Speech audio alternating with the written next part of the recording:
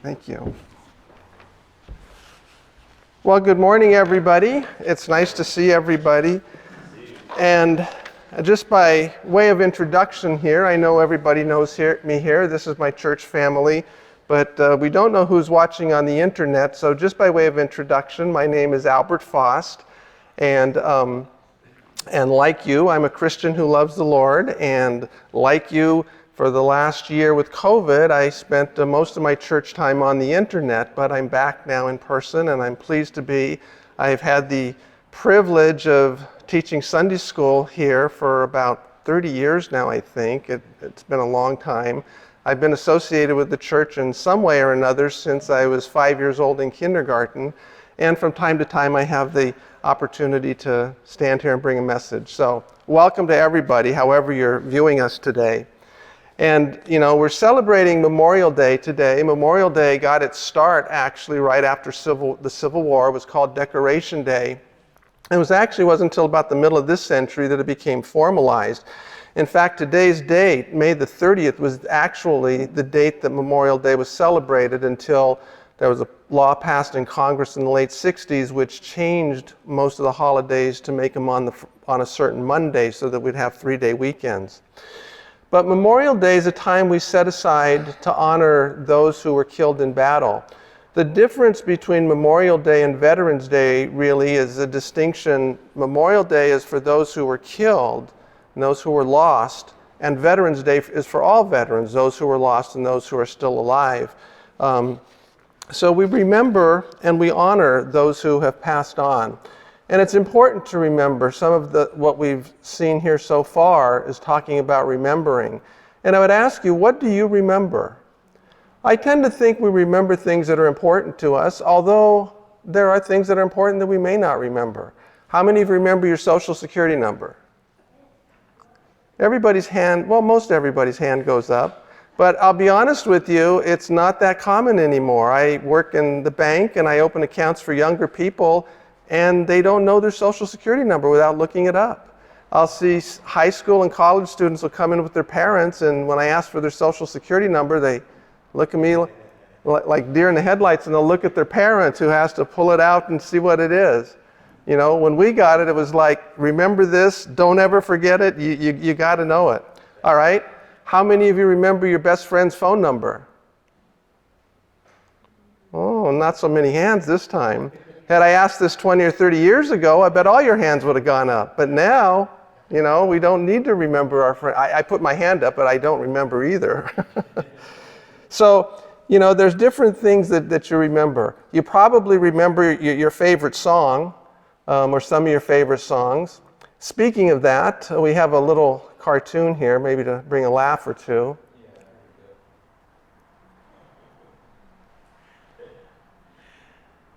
Does anybody get this? I didn't get this until it was explained to me. And they always say if a joke is explained to you, then it loses it. But I thought it was still pretty funny. So rumor has it, he was the inspiration for a chart topper back in 1972. So you see this horse. Hello, I'm Silver. Hello, I'm Trigger. Hello, I'm Mr. Ed. Hello, I'm a horse with no name. Thank you to Al for finding that. Yeah, that song. I didn't remember when it came out. Coincidentally, we're celebrating a patriotic holiday. The song was written by a group called America, but the point is, what's that? Did they record it in England? Anyway, I thought that was kind of funny. So thanks, Al, for that cartoon.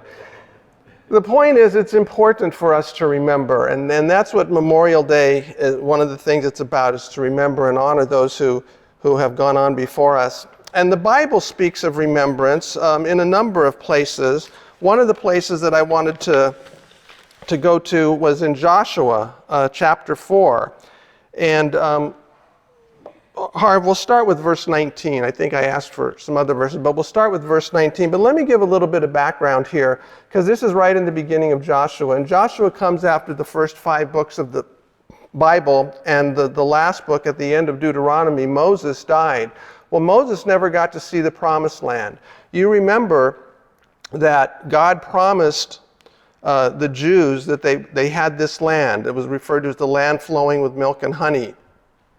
And God led the Israelites out of the slavery of Egypt. He parted the Red Sea, and they crossed the Red Sea, and then they were wandering through, but they never quite got to the Promised Land until after Moses died, and Joshua took over, and now they're crossing over into the Promised Land. And the verses we'll be reading here are following their crossing. They crossed the Jordan River. Again, the Lord performed a miracle. The waters stopped. The priest with the Ark of the Covenant led the people, and they all followed and crossed over the Jordan, finally into the Promised Land. And in verse 4:19, I think we have it. It says, and we can read it together. Well, I'm going to read it kind of quickly. So it came about when the priests who carried the Ark of the Covenant of the Lord had come up from the middle of the Jordan, and the soles of the priests' feet were lifted up to the dry ground, that the waters of the Jordan returned to their place and went over all its banks as before. So the river returned to its normal functioning. Now the people came up from the Jordan on the 10th of the first month and camped at Gilgal on the eastern edge of Jericho. As for those 12 stones which they had taken from the Jordan, Joshua set them up at Gilgal. Now before they crossed over, God had told Joshua what to do, and Joshua told the people what to do, and as they were crossing the river, they gathered 12 stones, one from each tribe. They gathered these 12 stones, so that's what verse 20 is referring to. And he said to the sons of Israel, when your children ask their fathers in time to come, saying, what are these stones? Then you shall inform your children, saying, Israel crossed this Jordan on dry ground. For the Lord your God dried up the waters of the Jordan before you until you had crossed, just as the Lord your God had done to the Red Sea, which he dried up before us until we had crossed, so that all the peoples of the earth may know that the hand of the Lord is mighty, so that you may fear the Lord your God forever. Here God told Joshua to do this, and they followed, and they created a memorial so that people would remember this. We need help with our memory, don't we? Even things that are important, we need help, because time goes on and our daily lives get in the way and we don't remember. The Bible here is saying this is an important thing to remember, what God has done for you. When we take communion, what was it, 2 or 3 weeks ago? What does Jesus say? Do this in remembrance of me. We do it so that it's fresh in our mind. We're reminded of the price that Christ paid for us, of what he did. And it's important that we remember these things. And that's what we're doing today with Memorial Day. We're honoring our veterans, particularly the ones who died. Do you have John 15:13 again? We saw this in the video that was played, and I wish I was as eloquent as President Reagan, but the Bible is certainly eloquent. It says, for greater love has no one than this, that one lay down his life for his friends. These are Jesus' words. Jesus was talking to his disciples, and he said it's in John, obviously, and he was telling them that he was his friends. And I don't think they really understood at this point what it meant. Of course, Christ was innocent, and he laid down his life for us so that we could be saved. But I think this verse applies to those who have gone on before us and fought for our country. Do you have any idea how many people have died in service to this country? It's about 1.2 million. 600 and some thousand of those were in the Civil War. About half of those were in the Civil War. And the rest are all the other wars from the Revolutionary War until today. And you know, I believe they fought for a good cause, because I believe America is a good nation and a great nation. We were founded on Christian principles.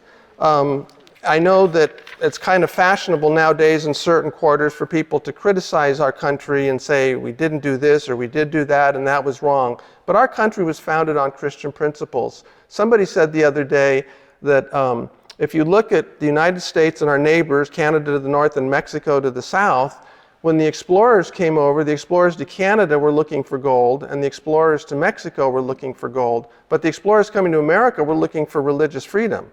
And they were Christians that were looking for religious freedom.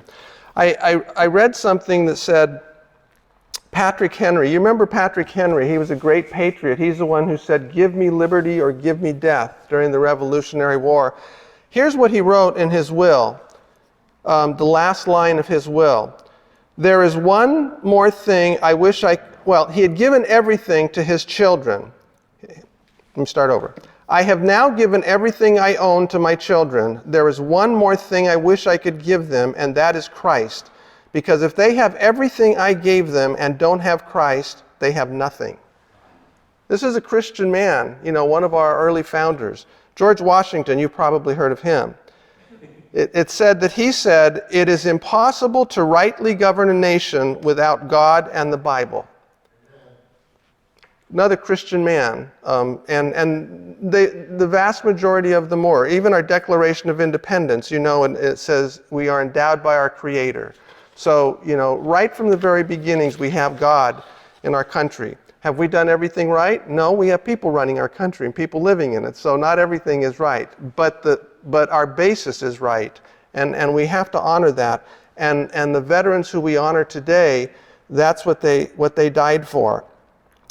I wanted to talk a little bit too about, while we're honoring those who have passed, honoring the veterans who also are alive. And I wanted to hear stories. I don't know if Mike has any story. I know Harvey had something that he was going to say. But the people we may know in our lives, the dangers that they face. I think back to my grandfather who was in the Navy.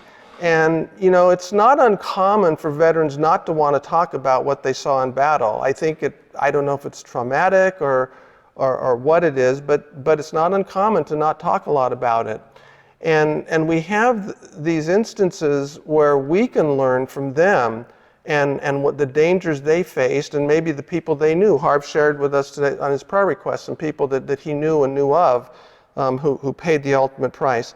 But my grandfather, whenever I'd ask him about the Navy, he'd always tell something about having fun or doing this or some exciting thing. So I never thought of it as being particularly dangerous until later he told a couple of stories about they had what they call general quarters. When you're on a ship, that's when everybody has to report to their post. And there was a submarine firing a torpedo at them. And it fired 2 torpedoes at his ship. I think it was 2 or 3.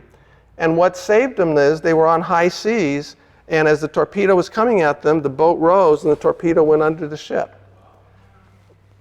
He didn't talk too much about that. He talked about how when he was in the ocean, sometimes it was as smooth as glass. He said not a ripple on the water other than what the boat was making. And then there were times when it was so rough, and those of you who may know more about boating than me said that the ship would go into a roll. And there's a certain point at which, if it rolls too much, you're not coming out of it. And he said they had reached that point on 1 or 2 occasions, and they did come out of it. I mean, maybe because they had a heavier load or what have you, but they had reached that danger point. And I only bring these up because, the veterans that we do know, they face dangers all the time. And thankfully, so many of them come back, but not all of them do. Harv, I know I'd asked you to maybe share some stories from when you were in the service. And I don't know if you want to come up here so everybody can hear. So it's something we shouldn't take for granted just because we know people. See the microphones? Oh. Get it on the internet? There you go. Cool. Yeah, so I never had a chance to go to war. Not a chance, but I never had to go to war. And it all depends on, I think, when you're born and when you go into the service. It's not that I didn't want to or couldn't. It wasn't my time. But I did train for people that did go to the war. And I think one of the most dangerous jobs in the Army, because I saw it from that side, is a drill sergeant. Either the Army and the reason that's so dangerous because you've got a bunch of young recruits that don't know what they're doing. And you train them as much as you can with fake weapons, but then when you go out on the live ranges, there's a drill sergeant standing right there next to that recruit that's supposed to pull the pin on the hand grenade and throw the hand grenade. I can't tell you how many drill sergeants have told me that, some idiot dropped the hand grenade after the pin was pulled, and it was a drill sergeant's job to get them out of there. And the first thing they do is think of that recruit that's going to get blown up, and he moves him out of the way first, and then he runs out of the way, and of course the grenade blows up, or the drill sergeant is able to keep his composure, reach down and pick up the hand grenade and throw it before it goes off. But that's a crazy job, don't you think? That is dangerous. Also, when you train as if you're actually going to war. Sometimes you're using, fake guns and fake ammunition, right? But sometimes, you train with live ammunition going over your head as if it were real. And it is real when it's live ammunition, And we were in basic training and we were crawling underneath barbed wire while the machine gunners, and these are all drill sergeant machine gunners, at this point, because it's a training exercise, right? But it was live ammunition, and we were going under the barbed wire, and they shot that machine gun fire right over our heads into the target downrange, just to prove to us that you could survive it. Now, if everybody would have stood up, they would have been cut in half. So that would have been on them. But it's real. Yeah, it's very real. I remember Al, the plumber, used to come here all the time, and he always tell the story about the guy that he was in the Navy, and they were in the middle of a war. Was he in the Korean War? I think it was, or the end of World War II. Probably World War II. He was about your father's age, right, Dan? Maybe. Well, anyway, he was and a shell hit the ship, and this guy who claimed to be an atheist through the whole time was, there's no God, there is no God. Yeah, his leg got blown off, and he started screaming, "God, help me, help me!" Do you remember Al saying that? He was talking about that. So yeah, it's real, and even if you don't go to war, you practice as if you're going to war. It's called training, and it's my responsibility for several groups of people. I trained some people that I know did go to war, the first Iraq War, and I think they all came back, but. It's real, and we need to keep these folks in our memory. And thanks for bringing that up, Albert. Yeah. Thanks, Art. Yep. I'm going to give you that back, and you can put it back on. There you go. Thank you for your service again. So we see whether there's always danger involved. I wanted to read something to you that I read yesterday. It's by a guy named Pete Hegseth. He's actually a commentator or reporter something on Fox News, but he was in the military and he was being questioned. And the question was, how did your service in the military change your view of Memorial Day? And here's his answer. It changed it completely. Everyone who served in combat knows that just one bullet, one IED, one RPG, an IED, improvised explosive device, those are the bombs they find on the road, or a rocket-propelled grenade, that's RPG. One IED, one RPG that doesn't go off or does go off, that was my case, an RPG that didn't explode, that's the only thing that separates Veterans Day from Memorial Day. It could have been me. It could have been any other number of vets from any generation. So you realize how human, how fragile, how much luck goes into whether or not you're a Veterans Day person or a Memorial Day person. And of course, the personal soldiers, men and women you served with who did not come back, you think about. It completely imprints on your soul a reminder daily of the power of sacrifice, and the legions all the way back to 1775 on bridges at Lexington and Concord, the free citizens who were willing to put their life on the line for a set of principles that people should live free. I thought that was a pretty powerful statement, and appreciate that.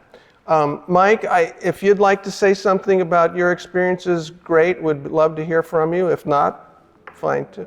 Okay, but thank you also for your service.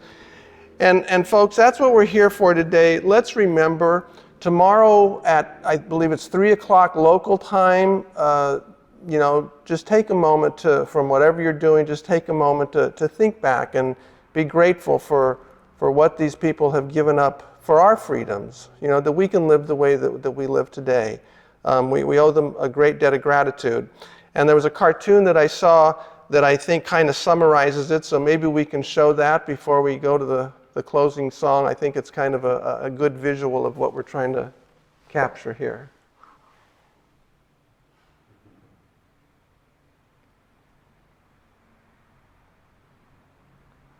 So yeah, We thank all the veterans and particularly the ones who gave up everything for us and their families as well. So I think that's everything. We have I think a terrific song to close with.